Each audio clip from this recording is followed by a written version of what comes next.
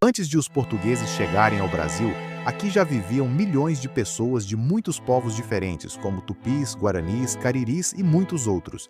Esses povos não formavam um único país, mas sim centenas de grupos com línguas, costumes e formas de organização próprias. Eles viviam da caça, da pesca, da coleta de frutas e raízes e também da agricultura. Cultivavam milho, mandioca, feijão, abóbora.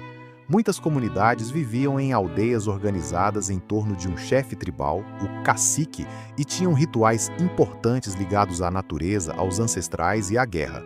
Eles não usavam dinheiro e trocavam produtos entre si. A chegada dos portugueses em 1500 mudou tudo. Houve conflitos, doenças que mataram muita gente, escravidão indígena e perda de terras.